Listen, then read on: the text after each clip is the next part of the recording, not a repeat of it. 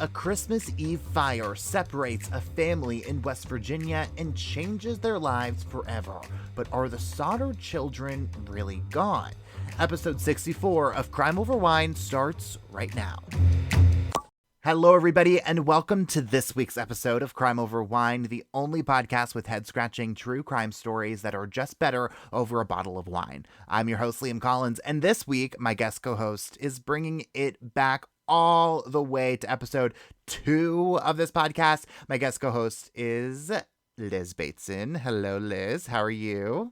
Hello. I am honored to be back. I know. I cannot believe it's been, a year and a half since we last did this? Yeah, just about a year and a half. You were, again, one of my very first guests, because I very much so distinctly remember blasting out to, like, everyone who I knew who, like, even would remotely be interested, and you texted back, like, right away, Liz, and you're like, yes, sign me up. Sign me up. Wine and crime are like, I'm in. Yeah, say no more. Who would turn it down, right? And so so Liz, we did the Mary Reeser case, and so every once in a while, like, you know, I'll just be like going about my life, and then like Mary Reeser will pop into my head, and I'll be like, yes, what? Like, how did that happen? So anyway, so you've had like a year and a half to marinate on this. What do you think happened? The aliens took her. That's the only logical response. Same. It has to be the aliens. It's always the alien. Has to be. I don't know. And it's so funny, like the same thing. She'll randomly pop into my head. I never thought I would think about a combusting woman. What was she like? She was an elderly woman that her body just gone. Yeah. I don't know. I really have no idea. Yeah, well, and again, so go listen to episode 2 because we talk so much, like intensely in depth about this woman, and just the bizarre circumstances surrounding the way that she died. So go check her out. Again, episode 2, you can hear Liz and I talk for a whole hour together. And who wouldn't want to listen to that? And we did that all over a bottle of wine. And so let's do that all over again, Liz. Right? Why not? Round 2. Why not? I'm so in. Yeah. So this week we are drinking Vinci's Chianti. It's expertly crafted crimson red with intense aromas of ripe fruit and hints of fresh strawberry and plum. And so, you know, I was just, you know, when I saw this bottle on the shelf, Liz, I was really like, I don't think I have had a Chianti on this podcast yet. I really don't think so. And I just don't understand how that happened. It's so good. And I'll be honest with you, I'm not normally a red wine girl. I usually like stick with the white wines or like rosé, but this is very good. It's because it's not too bitter. I'm trying to convert you. I'll leave that as you're trying to expand my horizons. To be honest though, like I feel more adult drinking a red wine. So I'm grateful for you. Oh, to be clear, that's the only reason I drink it, because I feel so much more mature and I feel like a bigger person than when I'm drinking, you know, like, you know, sweet wines or whatever. To be clear, that's not true. For everyone listening to this thinking I'm a fraud, in that moment, I love red wines, and that's the only kind of wine I will ever drink. Really? How do you pick your wines? I was wondering that. For the podcast or in general? Yeah. For the podcast, because I like coming on this podcast or just listening because you expand my horizon on wine. Because I never would have picked this one out, but it's actually really good. Yeah, love that. So I was gonna say I feel like you probably actually would like this one because Chiantis are a little bit sweeter, Liz. Like they're actually like it makes sense. But yeah, so I just honestly, like, this is gonna sound really lame, Liz, but I look at the bottle and I was like, okay. And like honestly, like I wish I had a better explanation for how I pick it out on the podcast, but I really was just like, I've never done this one before, might as well try. And I try to, of course, like shake it up. So if I do like a rosé one week, like I'll do like a red the next week and then a white the next week or whatever. So I try to shake it up that way. But honestly, I wish there was more of a logical explanation beyond just this looks good. And I also I love it. I do try to like match it to the person who I know is coming on the podcast as well. Specifically if I know that somebody is like really like, you know, digging their heels in on a type of wine, like I will pick out like the complete opposite just to like just to let them, like, you know, expand their horizons a little bit more. Or if I also know that you know, whoever is on is just like prefers sweeter wines, and like I'll pick out a sweeter wine just that way like everyone's happier, you know. Love it. I love it. I'm the same way. Like if the bottle looks cool, I'll pick it up. Yeah. Cheers to that. I'll drink to that. Cheers. Cheers so much. Cheers. Thanks so much for coming back, Liz. I so appreciate you. And Liz, I was just telling you right before we started recording, the episode that I have for you this week, I hope, did you buy 2 bottles by chance? Because I really actually think you're going to need it. Because there's just like so much to unpack here. There's so much mystery going on in this episode. And I was just telling you, like, every time I would like research one thing and be like, okay, cool. Like, I think I got this. Like, I would find something totally different. And that would just bring me down a totally different rabbit hole. And I just feel like we're in this one for the long haul. So buckle in, Liz, because I think we're gonna have gotta pace myself. Gotta pace yourself. And so last time, Liz, so we talked about the Mary Reeser case, the spontaneously combusting woman. Absolutely obsessed over that one. Well, this week, I want to tell you about a family whose life was also turned around by a bizarre fire. This week, Liz, I want to tell you about Maurice, Martha, Louis, Jennie, and Betty Sodder, the Sodder children.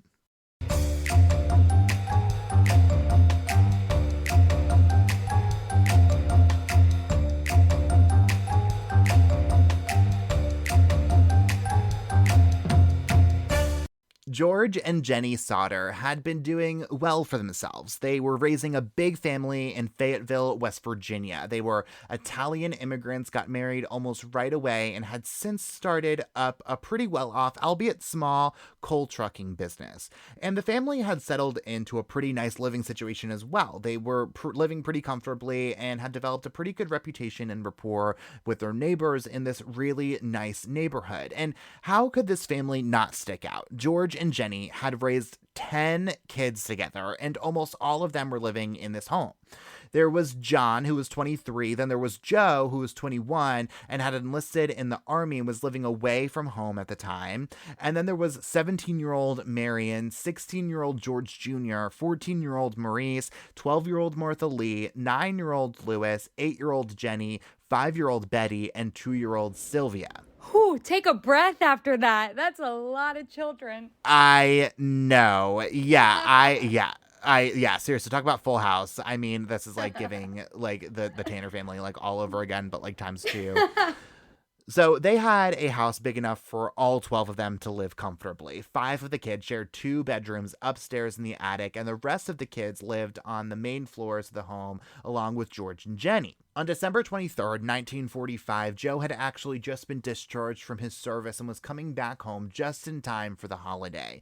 George and 2 out of 3 of the oldest boys, John and George Jr., spent the day working at the coal trucking business and came home and went to sleep early in the bedroom in the attic, where there were 2 bedrooms, again, shared by 5 of the kids. The rest of the kids had bedrooms in the main floors of the home. Around 10:30 that night, Jennie took Sylvia to bed and gave Maurice, Louis, Martha Lee, Jennie, and Betty permission to stay up a bit later to play with some of the toys they had just received for Christmas, with the discrepancy that Maurice and Louis should feed the cows and the chickens that they had on the property. Okay, so I got it. I'm following. That's a lot of children. I'm still not past that part fully, but I guess this is, what year is this? Yeah. A while ago. Yeah, it's right. Baby boomer generation, 100%. You're definitely right about that, for sure. And like, again, so just to like kind of get back into like where we're at in this, in this whole entire situation, right? So there's, John and George Jr., who are 2 of the 3 oldest. There's Joe, who's out of, serving in the military. And then there's Marion, there's Maurice, there's Louis, there's Martha Lee, Jennie, and Betty. And Maurice, Louis, Martha Lee, Jennie, and Betty were all, staying downstairs. And they all kind of like were scattered around the house in terms of some of them were like living in the attic, some of them were living in other sides of the bedroom. But again, just to kind of like juxtapose like where we're at in this like whole story and like in this exact moment, because it gets to be really important. So John and George Jr. had already went to bed. George Sr. had already went to bed. And then there's Maurice, Louis, Martha Lee, Jennie, and Betty, who stayed downstairs while Jennie took Sylvia to bed. Are we following that? We are. I'm like closing my eyes, sipping my wine right now, following it all, like trying to paint the image in my mind, but I got it. Perfect. Right. You laid that out beautifully. Thank you. And again, it all comes back around. We will come back to this whole situation, but just very important to kind of get your mental, picture in your mind for sure. And so because just after midnight, well after George Sr. and Jennie had dozed off to bed and December 23rd had turned into December 24th, Christmas Eve, the phone rang in the middle of the night. Jennie got up and went to George's office, which was connected to their bedroom, to answer it. And on the other end of the line was a woman's voice who was interestingly asking for a man whose name Jennie said she didn't necessarily recognize. Jennie informed the woman that she just had the wrong number, and Jennie said that the woman let out this really strange laugh, but in a way that just kind of stuck with her, Liz. And then the woman just hung up. Ugh. That gives me it makes me feel weird. I just know bad things are coming. Right. I mean, obviously we wouldn't be talking about this on this podcast if bad things didn't end up happening. But yeah, and again, maybe this is just, thinking about this in hindsight, like you're saying, Liz, but thinking back to that moment of just this woman saying this weird thing, laughing in this weird way, and then just hanging up. It gives me chills. Like, I was literally writing this, Liz, and I was getting chills all over again because it just, again, I knew what ended up happening, and now, so it's just strange vibes. Yes, and being an 8-year-old, the day after Christmas, and it's or into Christmas Eve, and it's the middle of the night, and I remember growing up with the landlines and the phone. Nowadays it's just telemarketers, but I couldn't imagine being an 8-year-old answering the phone to that. So to be clear, this is Jennie the mom, just to be clear. Oh, because there's a Jennie the kid, right? Yeah. I know. Again, very, very confusing, all different types of names. But yeah, so this is Jennie. Yeah, so Jennie, the mom, gets up, and there is Jennie, an 8-year-old, but Jennie the mom gets up in the middle of the night to this phone call. But still, even to your point though, still Liz, still just as creepy, even if, whether you're 48 or 8 or however old Jennie the mom was. Either way, you don't want to be picking up that phone call. Right. Yeah, no, just weird feelings all around. But, Jennie ended up, just dismissing this odd phone call as probably just a prank. But while she was up, she interestingly noticed that the lights were on in the living room where the kids had been playing earlier that night. She went out, saw that Marion had fell asleep on the couch, 17-year-old Marion, and noticed not only just that, but also that the shades weren't drawn on the windows and the doors weren't locked either, which were all things that the kids almost always knew to do on their way to bed. But Jennie just dismissed this too as just being something that her kids had just simply forgotten to take care of after, finishing up playing for the night. Kids are going to be kids. And so she closed the curtains, turned out the lights herself, and just went back to sleep. But then about 30 minutes later, Jennie was woken up again for a second time to what sounded like something being thrown onto the roof, Liz. Jennie hears that object roll off the roof and then onto the ground. But again, she dismissed this as maybe just a squirrel or something like that. I don't know. And she just ends up going right back to sleep again. Children, get off the roof. That's what's going through mine right now. Save these kids. I know there's something happening with the kids. Yeah. Right. Well, yeah, again, I don't know. This would not be my reaction, just to be crystal clear, especially after that phone call. But I'm also, again, crime mind, I, hear a twig snap outside and I immediately think I'm getting murdered. And so so maybe Jennie's just not that girl, but it just seems like there's just too many weird things happening, all back to back to back to just keep going back to sleep. But again, we weren't there, so. Right? If I walk downstairs and all my doors are unlocked, the windows are open, I got a creepy phone call, I'm not going back to sleep. Right. No shot. No shot in hell. But, again, about 30 minutes later, Liz, Jennie was woken up again, one last time that night. Only this time it was to the smell of smoke that had filled the room. She immediately jumped out of bed and ran to her husband's office to get the phone so she could call for help. But when she ripped the door open, she was met with flames that were taller than she was.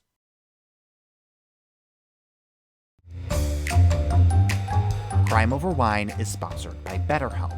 As someone who's used therapy for years, I know that finding a therapist can sometimes be a stress on its own, juggling your full-time job, your family, your friends, your podcast, and trying to find the right therapist on top of that can almost feel impossible. That's where BetterHelp comes in. BetterHelp matches you with a therapist that works for you on your terms. It's online, it's remote, and by filling out a few questions, BetterHelp can match you to one of 33,000 licensed professional therapists in as little as a few days. And because finding a new therapist is a lot like finding a new bottle of wine, if you don't jive with your therapist, you can easily switch to a new one at no additional cost. You can get 10% off your first month of BetterHelp by going to betterhelp.com/crimeoverwine. That's BetterHelp, HELP.com/crimeoverwine for 10% off your first month. Join over 4 million people who decided to get help and get happy with BetterHelp.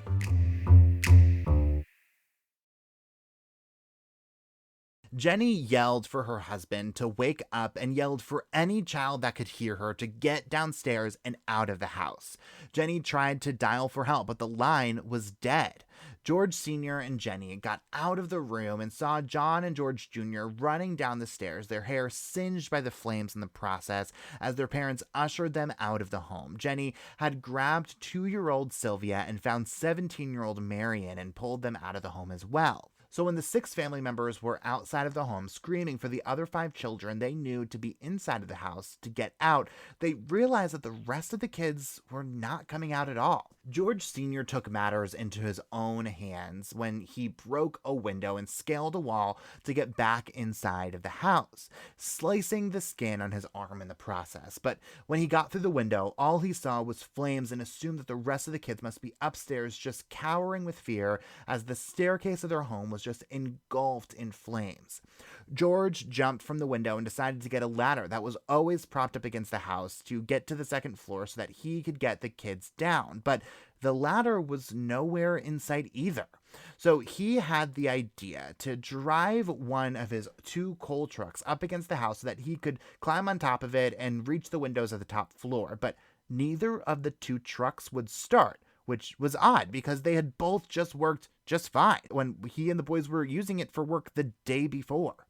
George even tried to scoop water from a rain barrel to start putting the fire out himself while firefighters came, but the rain barrel was frozen solid from the dead of winter. Oof, it's just like one thing after another. That is terrifying. I can't even imagine being caught in a house fire. Like, oh, you just feel for them. Yeah. Well, and like again, so going back to what you're saying about like, everything just back to back to back, like I like at the time too, like you have to just think that it's like, man, like what, like nothing is going right. Like I'm just trying to get this blah blah blah blah blah.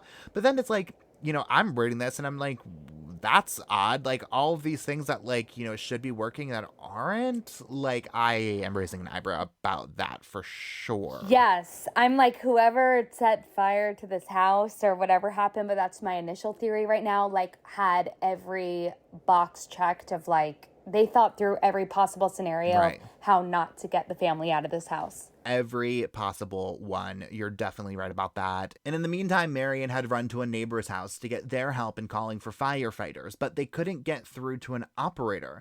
At the same time, another neighbor had already seen the fire and called it in as well, but they too couldn't get through to an operator. Finally, a neighbor drove into town and to find the town's fire chief themselves, and they did. The chief started getting a crew together to respond to the fire, but in the meantime, it was just simply far too late. Back at the Sodders' home, the roof had collapsed into the house, destroying it and reducing the family home to ash. And George and Jennie still believed that their 5 kids were still inside of the house, trying to get out and needing their help. Oh my gosh, that's a parent's worst nightmare. Yeah, and so and kind of like I always, whenever because I feel like I do a lot of these older cases, Liz, and like and so again, we're in 1945 when all this is happening, and I feel like it's just funny how I'm like in the with the benefit of hindsight, I'm like I can't imagine calling 911 today and not being able to get through to someone to Yes. come help, at any time of day. And so it's like, it just kind of like reminds me that like it definitely wasn't always like that. You know what I mean? Like 911 didn't even exist back in 1945. And so the idea of like having to call somebody, like you have to either like know your local firefighter's number, or like get through to an operator, and like clearly they weren't working 24/7 like they do now. So it's just crazy to me to Crazy. think how times have changed in just what, 80 years or whatever that is. I barely know my husband's phone number. Like, because everything's Yeah. like everything's at your fingertips. You don't need to know. But like these people had Mm-hmm. to know all their neighbors' numbers to call for Right. help. And then Right. can you imagine your house is burning down and you think, or your kids may be inside, and you have to go find the fire department yourself? Like, it's insane. Right. Yeah. And again, I go back to the fact that like all these hoops that people had to jump through, and like this person, like talk about a small town that like this person just like knew the fire chief and just could just like drive into town and just like go find him, Knock on his door at 2:00 in the morning. Yeah. Yeah. Right. Like, again, like that would never happen today. Certainly, I mean, maybe in a smaller town, but definitely not in Chattanooga, or, what do you live, Providence? Yeah, Rhode Island. Okay, yeah. So, anyways, so, so point being, it feels very quintessential kind of thing, you know what I mean, for sure. Yes. But also, so I feel like I need to reemphasize this again, because I told you that we would talk a lot about like where all these kids are, for sure. And so like going back to the children, right? And so we're missing at this point Maurice, Martha Lee, Lewis, Jennie, and Betty. And so those were also, like, let's keep in mind, like those were the 5 kids that were allowed to stay up that night and like stay in the first floor. And so those are the only kids that like didn't go to bed when everyone else had gone to bed. And so like, again, my like conspiracy theory brain's like running rampant on that front. But it's just like, and like the last that anyone knew they were was in that first floor, like in the living room. And so where are they? Like, I don't know. It's just odd to me. Like, I just feel like that needs to be emphasized, is all. No, I'm glad you said that, because I was trying to think in my head how many kids are missing right now. Yeah. And the fact that they're all the kids that were on the first floor and the windows were open and the doors were unlocked. Like, it just makes me feel like they were kidnapped at this point in the story. Well, and again, like going back to like it, like in the moment, it could just feel like all these things that like that you don't even have time to put together in your brain, if you're Jennie and George Senior. They're just like all a bunch of like weird stuff that like I'm sure like once your brain has calmed down, then you put together, but definitely not in the moment when you're like, wait, where are my kids? Like, could my kids be in there? Like, there's a lot to go through your head, for sure. This is some really bad karma for George and Jennie. Like, this is just, they're hit one thing after the next. Right. Well, if it's karma, right? Well, and by this point too, George and Jennie had feared the absolute worst for their children. They had likely, died in this horrific and bizarre house fire. The town fire department had finally come, Liz, hours later. Get this, they arrived around 8 in the morning, 7 hours after the fire broke out to begin with, when the home was just 2.5 miles from the nearest fire department. My jaw is wide open right now. What the heck took them so long? Yeah, well, again, there are a few different reports about what may have happened, Liz. Some had said that it was a combination of a lack of workforce and the fire's chief inability to drive the city's fire truck, which I have a lot of questions about. But, like, let's just bookmark that for a second. The fire chief, later, though, also allegedly said that there were no sirens or radios at this fire station at this point. So in order to get in touch with the other firefighters, the operator would have to get in touch with one firefighter, who would have to get in touch with the rest of them by one by one to get them all pulled together to respond to this phone to this call. Hold up. Okay, there's so many questions, but the fire chief could not drive the fire truck? Yeah, again, that had zero explanation at any point, at any time that I read anything about that. And like he just like admits this on his own accord. I have no idea what could even possibly, like, I don't understand how you are the fire chief. Like, how are you allowed to be the fire chief if you can't drive your own trucks? I am as qualified as he is, I think, Right, for this job. right, Like, exactly. Well, what else can you do if you can't drive the truck? Like, I yeah, don't get that. you're not answering the phones and you're not calling your guys to Correct. get to the fire. So, Correct. oh my goodness. Yeah, see, that would never happen today just Oh, because, yeah. I mean, you can find where anyone is just by looking Right. at your phone, like the location. So, that's wild. That's crazy to think Yeah. about. No, insane. Yeah, and again, it's definitely like a dated thing for sure. That like benefit of technology in 2024. Right. Like they didn't have that back in 1945, and so we have to like keep that in mind, I suppose. But like again, like there's just a lot of things that just went wrong. Like I can't imagine how much could have went wrong that would have prevented you from being able to respond to like an active fire with kids inside for 7 hours. It's because it was at 2 a.m. They were just sleeping soundly. I guess Like, so. I mean, that's that frankly, awful. that's the best excuse I can come up with, and like, Like, no idea. oh my goodness. Wow, this poor family. Yeah, well, and so again, there was still no sign of Maurice, Martha Lee, Louis, Jennie, or Betty. Again, those were the 5 kids who Jennie had let stay up past their bedtimes to play with their new toys and who were supposed to, shut the house down for the night, draw the curtains, lock the doors, all that stuff. George and Jennie had both come down to the realization that they likely had died in that fire and that they were not going to get their kids back. The fire had burned through much of the house. The living room, dining room, kitchen, George's office, and Jennie's bedroom were all barely recognizable and completely destroyed by the flames. On Christmas Day, there was a brief search conducted for the remains of the children, but none were found, not even bones, or basically any sign that the children were even there to begin with. So after just a little while, they decided to call off the search. The chief suggested to the family that they leave the property to begin grieving to take care of themselves, suggesting to them that the fire had likely simply been hot enough to turn their precious babies into nothing more than ash. That's horrible. That gives you chills just to think about.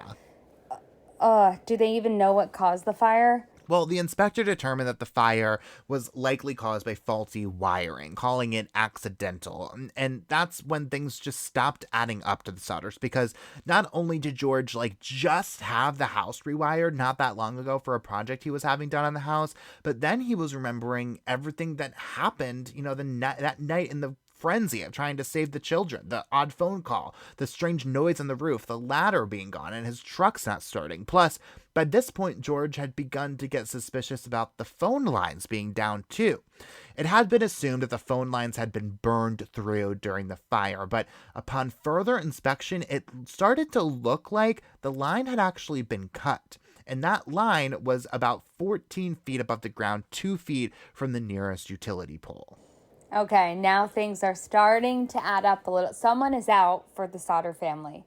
That's my initial theory. Well, yeah, and so again, so I go back to the fact that this all of this is adding up in hindsight, right? Like all this is one of these things would have been odd, but all of this is just plain suspicious flat out, right? And so it's they were this farm family, they lived in this decent neighborhood. It's who possibly could have wanted to do that to them, you know what I mean? There's more to the story that we don't know. Oh, yeah. So what does the Sodder family think happened exactly? Well, I don't think you have to look very hard for that theory, Liz, because someone is actually charged pretty quickly here. Not with the fire, but instead with theft. Let me explain to you what happened with that, Liz. So, as investigators are clearing the scene of the fire, neighbors pointed out a man who was taking an automotive block and chain, so a car hoist mechanism, basically, from the Sodder family's home. Now, this man's identity has not been published anywhere that I have seen, but the man is arrested and charged with theft. He denies having any involvement directly with the fire, but he does admit to cutting the Sodder family's phone line, saying that he thought it was a power line. He never ended up going to trial, though, because he ends up pleading guilty to this whole thing. Okay, but he cut the phone line. Why was he cutting the power line to begin with? Yeah, no idea. Simply have no idea. Yeah, I can't. I don't even have a theory on why that would even be a thing. And again, you would think that this happens, and you're just we think that you definitely had something to do with this bizarre fire in some way, shape, or form. Right. But again, at this point, they're just thinking that the fire was a total accident, an electrical short. And so, like, I guess why would they? But like again, like it always drives me nuts whenever like investigators just like don't like get such tunnel vision on something. It's like why? And like Yes. who's to say like 80 years ago like maybe they did look into this dude and like really truly like ruled him out, but I never saw that they did necessarily, just that he said that he didn't have anything to do with it. I feel like the Sodder family has a lot more faith in humanity than I do, because if Right. this was my home and all these things were not adding up, I would be demanding answers. But it seems like they're Oh, just yeah. kind of like, oh, another case of bad luck. I guess so. Well, and like the Sodder family is like definitely a little bit more suspicious than like suspicious The of the situation investigators. than the Yeah. investigators are at this point. Yeah. And so maybe they're like maybe they saw this happen and we're just like that's weird, like Yeah. I don't know. And like and like also too it's like they shouldn't even really be having to investigate this situation, like Right. shouldn't even like don't even have the energy to be like suspicious of this dude because they're like still grieving their 5 kids. Yeah. Right. So it's like, right. who even knows? So, anyways, I don't even know. But, Ugh. of course, this raises some, of the Sodders' eyebrows, of course, and they are already having their suspicions about the circumstances surrounding the fire. They're increasingly more convinced that the house fire that killed 5 of the children was actually the result of arson. And that Ooh. theory is further substantiated by a bus driver, another witness, who comes forward with information about what he saw the night of the fire. He tells police that night he saw unknown people, quote, lobbing balls of fire onto the Sodder family's roof. What? Yeah. Oh my gosh. I just feel like there's been already so many plot twists in this story, and I don't even know what's going to come out of your mouth next, Liam. Like, I feel like That's there are fair. so many more to come. You never know what I'm going to say at any point. But, like, again, so, like, yeah, there's so many things. And, like, again, from an investigative standpoint, like, why not look? Like, it just feels like there's so much there that, like, warrants another look beyond just Yes. like, like it's an electrical short situation and like an accidental fire. Because like again, if you and like this also like adds up to like exactly what Jennie was talking about. Also because if you remember, like those weird noises on the roof certainly Yeah. sound like potentially like balls of fire being thrown onto your roof, right? And then there's also like interestingly, so the family like later kind of points out this, what their theory is around like how the fire happened. And so what they say is that the fire had actually burned from the roof down as opposed to like the bottom up, which is how fires usually start, from my Right. understanding. And so like so they think that that's like tracks for that, and like sure, like okay, but to be clear, like the investigators found no evidence of that happening necessarily. They still don't think that that like there's no way to prove that from their perspective that the fire did indeed start at the top and go down, as opposed to the other way around. And so they just kind of dismiss this as like we can't prove that this actually happened. Okay, these investigators have to get to work. Like, wake up to your alarms, people. Don't sleep through Yeah, the night fair. when a house is burning to the ground. Oh my gosh, so what do the police do about this? Well, they actually stick with the same story, that the fire was likely accidental, more than likely caused by electrical issues, Liz, and that the Sodders' 5 kids likely died inside of the home. The fire investigator tells the Sodder family that there is no use in keeping the house intact or in them, hanging around it hoping to find new information, because they just don't think that it exists. Any clues were likely destroyed in the fire, along with the life that the Sodder family had been building together. So less than a week after this fire, George Sr. had the house bulldozed over, pushing 4 to 5 feet of dirt on top of what was left of their home, replacing it instead with a memorial garden in honor of their children. And on December 30th, 1945, they had death certificates issued for 14-year-old Maurice, 12-year-old Martha Lee, 9-year-old Louis, 8-year-old Jennie, and 5-year-old Betty. But as the months went on, with simply questions surrounding this fire, at least as far as George and Jennie were concerned, suddenly things start happening that, make me at least question what we actually know about what happened to the Sodder children.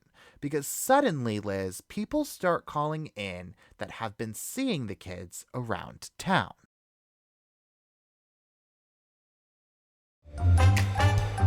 Get ready for that big test with Study.com. Study.com offers learning materials and test prep, even LSAT study prep guides for all of my legal nerds listening. Unfortunately, there aren't any wine study guides, and believe me, I did check.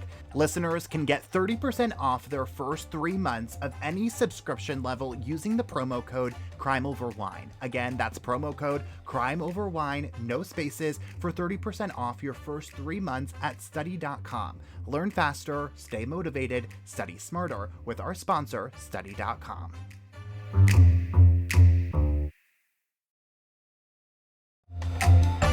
Crime Over Wine is proud to support Emancipet. Unlike episodes of Crime Over Wine, veterinary care shouldn't be a mystery, which is why Emancipet is making vet care affordable and accessible to everyone. Emancipet is a nonprofit organization that operates an ever-expanding network of low-cost veterinary clinics in neighborhoods across the country, offering discounted and free vaccines, flea and tick treatments, spay and neuter surgeries, and much more. Learn more and support Emancipet's mission at emancipet.org.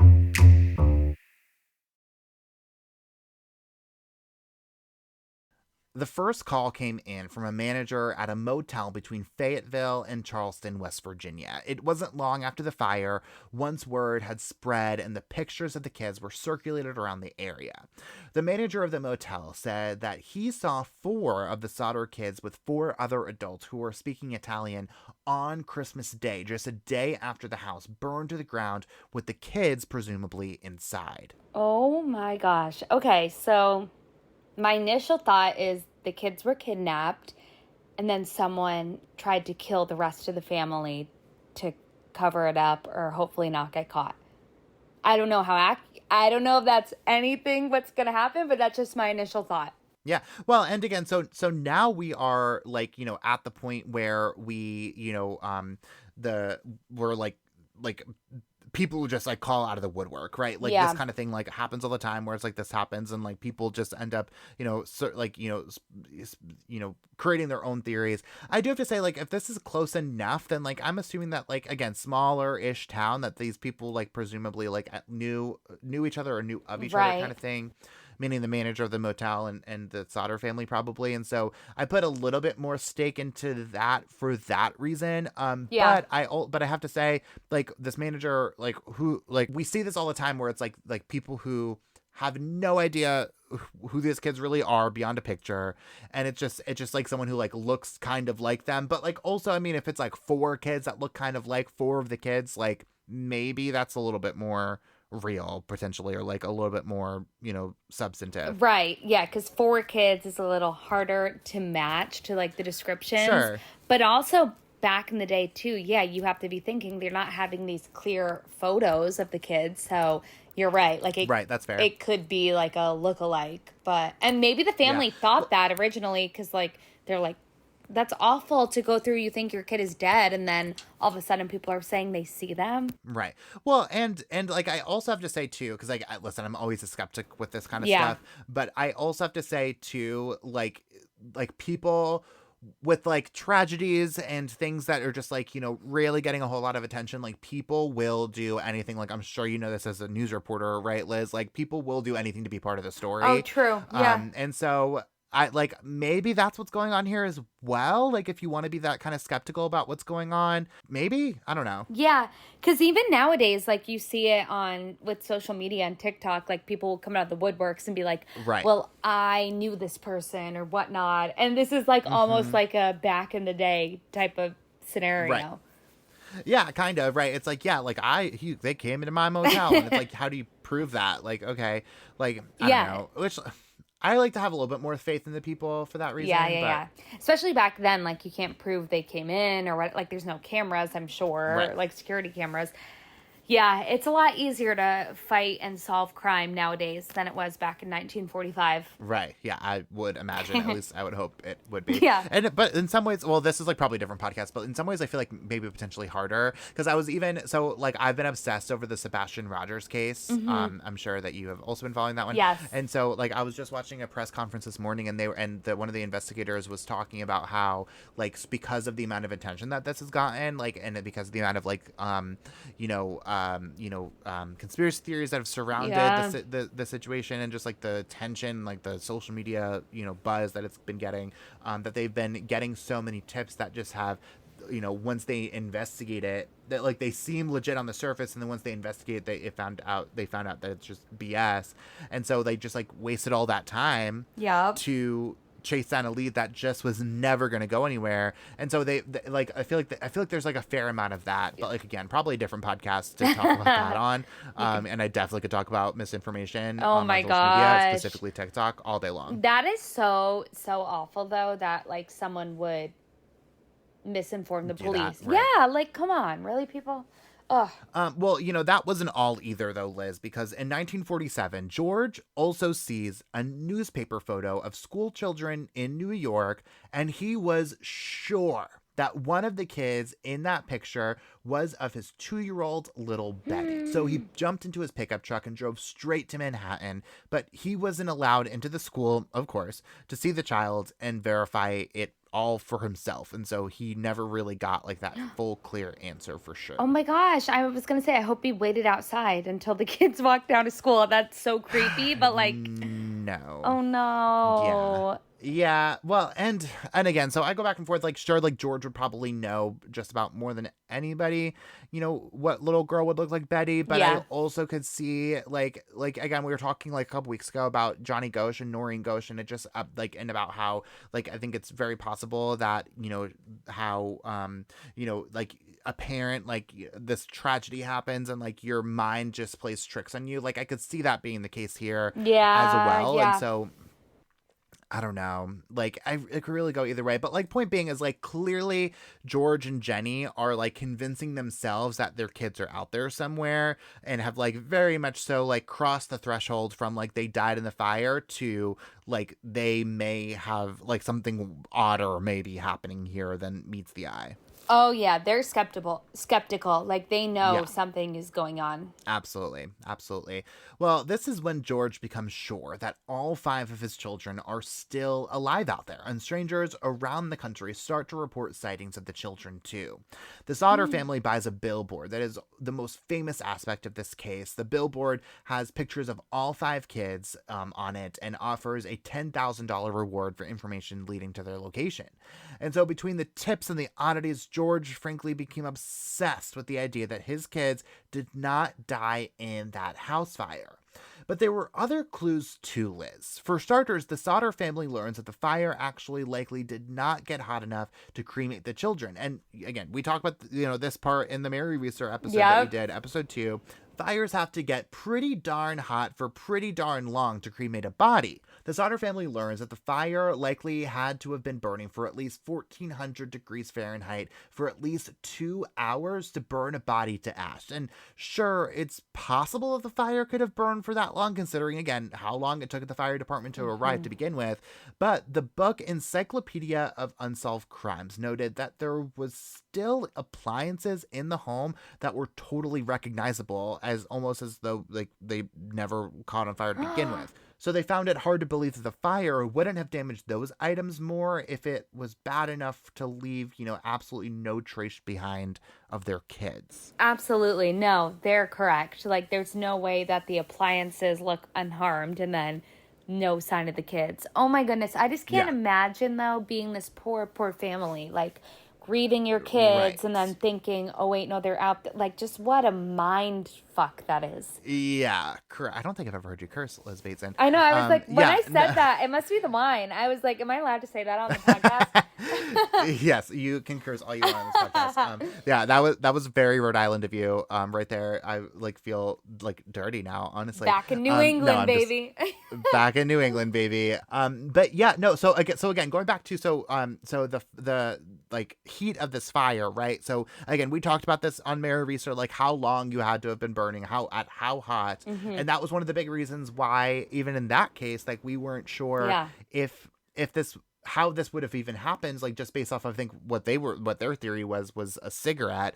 And so now we're talking about like a house fire, sure, could have burned for, at least 2 hours, but for 1400 degrees Fahrenheit, like think about like when you cremate a body, like you have to shove them into this like metal, like probably a little too graphic, but like put your loved one into a metal like container that is on fire. And like, that is the only way that you're going to be able to get it that hot to be able to cremate a body. And like in a just open air house, like I just found it hard to believe that it could possibly get that hot. I've never thought about that. And then you had to emphasize the cremating with saying your loved one.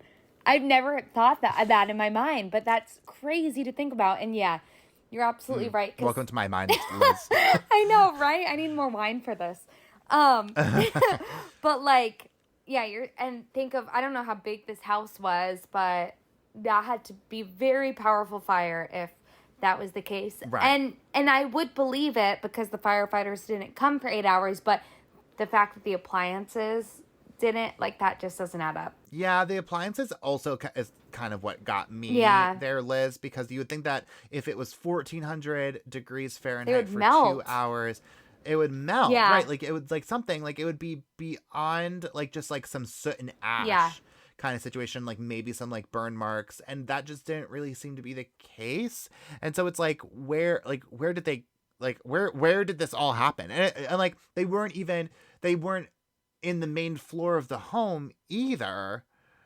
And like I don't know, it's just odd because that's where it would have made the most amount of sense for me, for like that's where it would have been hottest, because that's where like the main structure of the house is, and so therefore you would imagine that's like the source of the fire, or at least like the base of it kind of thing. So like I would imagine that is like the hottest part of it, but like they weren't there because they went out. Like they went out that way, like they went out of the home, they would have seen them, right? And they weren't there, and Jennie would have seen them when she woke up in the middle of the night, and she just didn't. No, I'm going with my theory. It was arson. Someone set the home on fire. They threw the flames onto the roof, and they kidnapped the kids, and then they set the home on fire trying to cover it up. I'm still with that theory. Yeah. I mean, I think you're probably onto something there for sure, Liz. I think like where my brain goes is like maybe something to the extent of like, so like, okay, like you like call the house, like, to spook them out, of the situation. So that way they like get up, like they see all this happen, like distract them kind of thing. Yeah. But then like then you get into the house and like see that there are kids there maybe, or like, I guess that probably would have had to have happened before because the kids were already gone. Or weren't in the living room when Jennie arrived. Again, if we're just going down this like real deep dark rabbit hole here, so like maybe that would have had to have happened. But then, so point being is that like maybe you get into the house, like you try to light it on fire there, but then you see the kids, take the kids because like they've already seen you. I don't know. It's just, I don't know. Yeah, who knows? A lot of questions. I have no idea. A lot of questions. And welcome to my brain for the past like 2 weeks while I was, investigating this case, Liz. Now you know why I've been going so insane because of this case. Understandably so. Yeah. Thank you. Well, plus, Liz, again, if this wasn't, insane enough, get this. In 1947, just 2 years after the fire, a neighbor approaches the family with something really odd. The neighbor says that the fire chief claimed to have found a heart in the ashes of the home and placed it in a dynamite box and buried it at the scene of the fire, and just didn't tell anyone about it until now. Well, George and the private investigator that the Sodder family had hired by this point asked the chief to show them where he buried the box, which he does. They dug it up and brought it to a local funeral home to examine it. And after they did that, they determined that it wasn't actually a human heart, but instead what looked to be like fresh beef liver. What? Okay, the fire chief's involved. There's no way. He's coming up with excuses. And now pretending he dug up a heart. Also, how is the heart, like, they could salvage that, but they couldn't salvage anything else? That was exactly my thought. Everything else burned to ash except for the human heart. But then, I like also had that thought, Liz. I was like, okay, like, what is the police chief, the fire chief hiding here? Yeah. But then I was like, why? Like, why? Like, why, if if you're gonna go off the down the hole of like, okay, this was burnt to a crisp, and like, no survivors kind of thing, like no trace of the kids, why then make up this story about the heart? Like, what does that do to you? Like, what does that do for your case? You know what I mean? Like, I have no idea. And imagine being so stupid that you're like, they will believe that this fresh beef liver is a human heart. Yeah. Like, what is going on? Yeah, I have no idea. That was baffling to me. I still don't understand what the point of this whole thing was. Oh my gosh. And like, why? And like, again, I feel like there's like so many weird things about this case, and this is definitely one of them, that like people, like, it's just a weird thing happens, and then people are just like, oh, okay.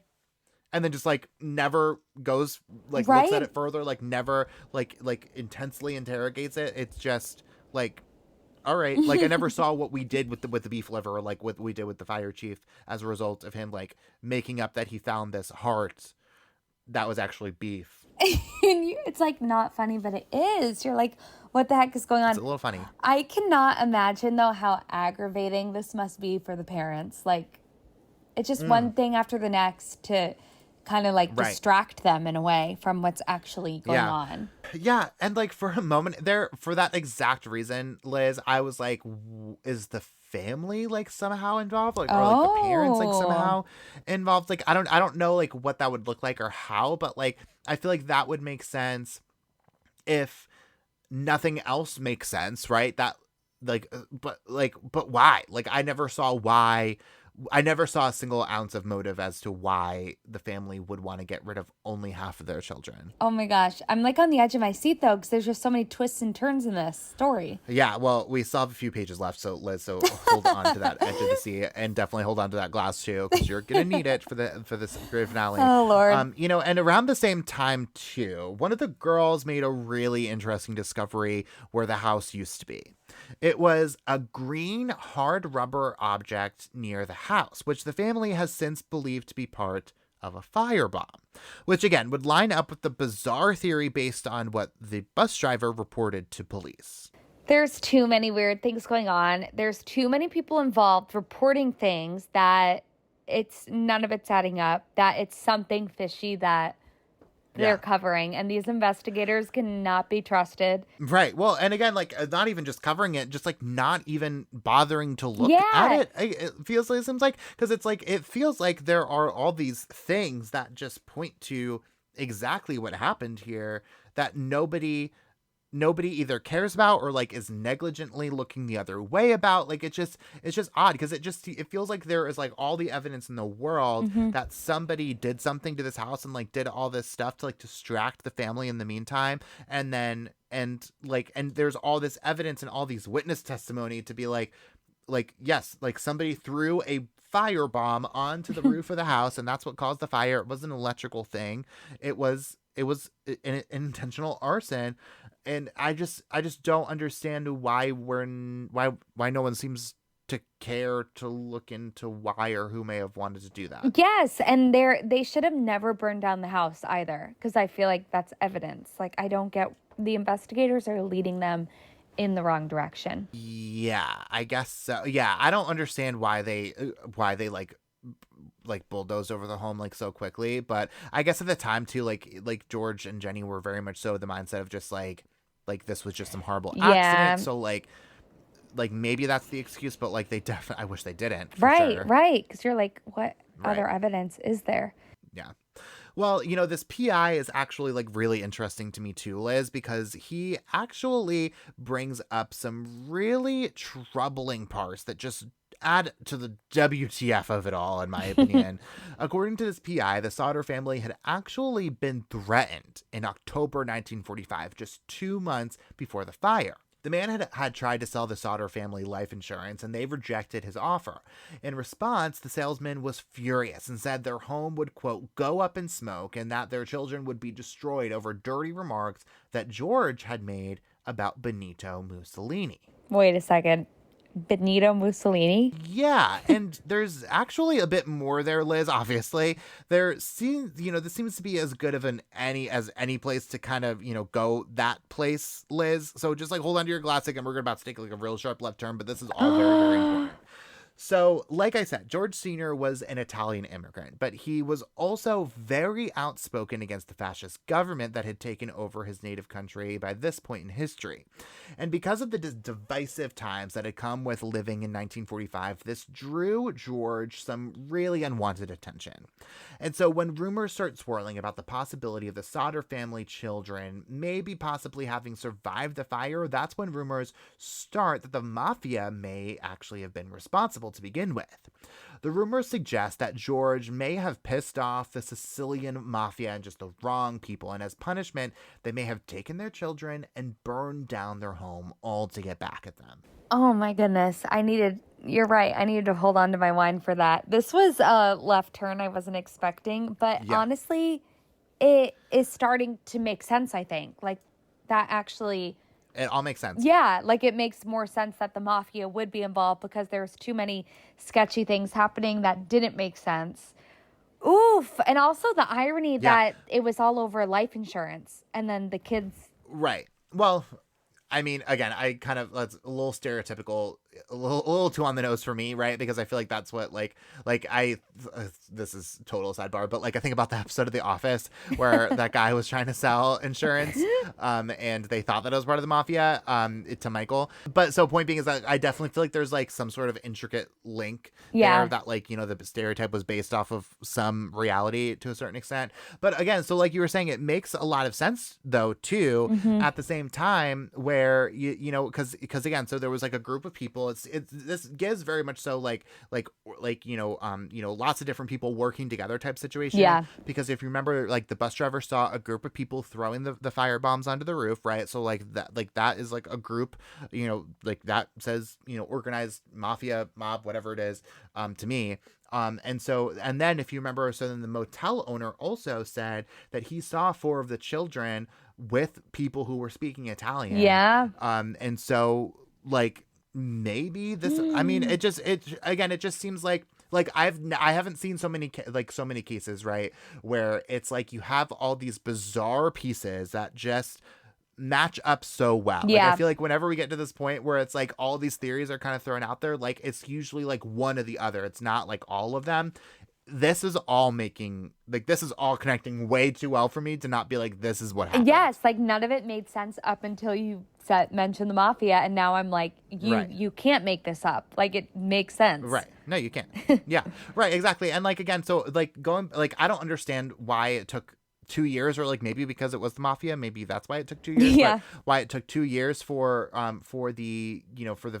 this information about the life insurance agent that was threatening them to come out, because especially considering that he basically threatened like exactly what happened to the family.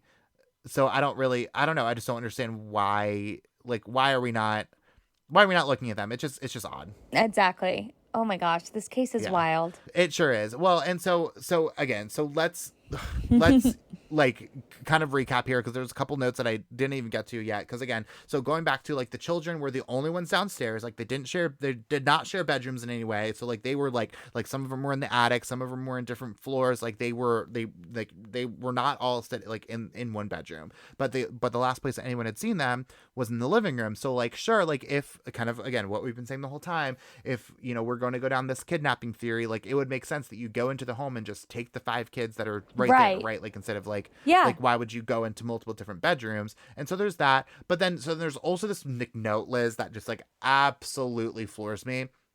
And just again, like if this did not get any crazier, like wait until this point, Liz. Oh gosh. Because so this life insurance salesman, so if you remember going way back, so the there was like the investigation into the cause of the fire, and so they actually put forth an inquest to decide, and we can talk about an inquest because I think that's the first time I mentioned that on this podcast. They put forth an inquest to determine officially the cause of the fire, and you want to know who was on that inquest? Who? The life insurance salesman who was threatening the family like 2 months before. Gosh. Yeah, who eventually ruled the fire an accident. And so it's like it just is too much to ignore, right? Like there's just too much there that just like I can't see this all and not say that this is all connected in some way, shape, or form. Yes, I mean, it's almost impossible. This is like turning into the most corrupt case ever. It feels like it, right? And like, again, like going like these kind of towns, right, where it's like, and too, so like Fayetteville, I guess, back in 1945, because this was like right when like a lot of Italian immigrants were coming from Italy to America, and even at that point, like a lot of Italian immigrants had already been here and had already been like supporters of the fascist movement in Italy from America, and so there was like a lot of tension at this point. Again, I'm a history buff. That's my total sidebar, but like but so there was a lot of like tension in America with Italian immigrants and like between Italian immigrants and Americans and all that jazz. And so there was a lot of tension and a lot of like nationalist stuff going on. But Fayetteville specifically, I read, was a very common place for Italian immigrants to relocate at this time. Oh, interesting. And so Fayetteville, for whatever reason, like ended up just being like a hub, for like a lot of Italian, like a very Italian city. And so point being is like people like it wouldn't surprise me if like that Italian, this member of the Italian mafia like knew the fire chief or like knew the firefighters in town, like that, all that kind of thing happened. Far too much in this time of the world. And so it feels like it just makes a little bit too much sense to me, in my opinion. It 100% makes too much sense that the mafia is 100% involved. I'm ditching my other theory. The mafia kidnapped the kids and they set the house on fire. I mean, it just makes sense, right? Yep. Like, it just makes sense at this point. Like, I don't know. But, George and Jennie, though, again, I keep going back to them because they're really the only people who, like, actually matter in this whole thing. They never gave up hope that they would someday find out what really actually happened to their children, even if it meant that they did indeed die tragically in that Christmas Eve fire. Throughout the years, the Sodders had received several tasks about possible sightings, but none of them panned out. In the 1960s, the family received a photo in the mail of someone who very well could have been one of their boys as an adult, but they never got to the bottom of that tip either. The billboard the family put up stayed there until Jennie died in 1989, 44 years after the fire. The search for the truth about the Sodder family took the Sodders all across the country, to Tennessee, Indiana, New York, Washington, a Spanish hamlet in Florida, and even to a small Mexican border town, but they never got the answers that they were looking for. The Sodder family never rebuilt their home themselves, but today there is indeed a new house that has replaced the old one. And after all this time, the Sodder family never knew real peace. They have all passed since then. Sylvia as recently as April of 2021, all without knowing the true story behind what happened on Christmas Eve in 1945. So, our, motto here basically on Crime Over Wine, it's never too late for justice. We strongly believe that. So if you know anything about the deaths of Maurice, Martha, Louis, Jennie, and Betty Sodder, call the Fayetteville Police Department, and that number is 304-574-0255. But in the meantime, Liz, that is all that we have for you this week. Thank you so much for coming on. Oh my goodness, you can't just leave me hanging right there. That makes me so sad for the family also, that they all passed away and never got true justice. Yeah. Well, and I just also have to feel like that they are the ones who actually know the truth at this point, you know what I mean? Like after they pass and yeah, true. Now that they know what actually happened. So I have to believe that in my heart of hearts. So sure. And so maybe that makes me feel a little bit better, but not fully, because I need to know the truth. You know what I mean? Yeah. I just, so yeah, I know. I wish the whole time, Liz, when you were talking and you were like, oh my gosh, you need to know what happened. You need to know what happened. I'm like, well, you're going to hate me toward the end of this episode. So scale of 1 to 10, how much you hate me right now? 10. No, because you gave me a good wine to drink and try this week. That's fair. But knock it down to a 9. I'll take that win. Liam, I have to say, you set up the stories so well, because I didn't see any of this coming. There's so many twists and turns. Well, thank you. I appreciate that. Yeah, but I was reading all through this stuff, Liz, and my head was just absolutely spinning. I still don't even really know where I land on this whole thing, honestly. Just in terms of truth, fiction, theory, what could actually, what could have, just been a little bit too convenient and what was far too inconvenient. It just there's a lot of things that like, and maybe we just will never know. Maybe it's just one of those stories that will just remain a mystery. Unfortunately, I guess. That's so awful to think about too, that there are these families out there that have no justice whatsoever. Also, like, the kids could possibly still be alive today. Like, they could be in their 80s, 90s, I don't know, but like, are they with the mafia somewhere? Hypothetically, yeah, that's fair, right? Yeah, I mean, hypothetically, I guess. So Sylvia was the youngest. She was the 2-year-old, and she passed away. Oh, she was the youngest one in 2021. Yeah, and so there, it's like pretty well established. I think that like the older children probably have at the very least passed away from old age, if they did indeed survive the fire in one way, shape, or form. And I just also have to say too, like, I have always. And like some of those kids were pretty old in terms of like, like knowing what was going on. And so like, I also have to say that I'm just never one that thinks that like, normal people can just like go away and like never, and like no one will ever find out what happened to you, or like, you know what I mean? Or like be able to start over and like be able to stay under the radar for as long as you did. I mean, unless you're in the Italian mafia, I guess maybe that helps. Who knows? Well, Liz, thank you again so much for coming on. Tell everyone where they can find you and your work online. At Liz Bateson on Instagram, Facebook. Come find me. Follow me. Excellent. Well, thank you again so much for coming on, Liz, and thank you all so much for listening. We are going to put all of our sources on our website so you can read everything for yourself and probably come up with a few theories too. And if you were just loving this podcast and you're just looking for a way to tell everyone and anyone about it, the best way to help people discover this podcast is by leaving us a 5-star rating and a review wherever you are listening right now. So make sure you follow us on Facebook, Twitter, and Instagram. And if you're wondering what we have in store for you next week, here's a quick sneak peek.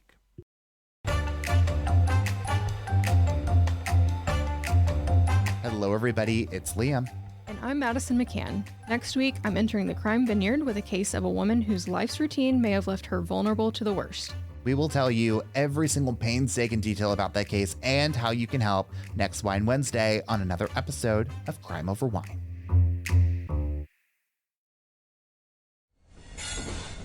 Proud member of the Podnuga Network.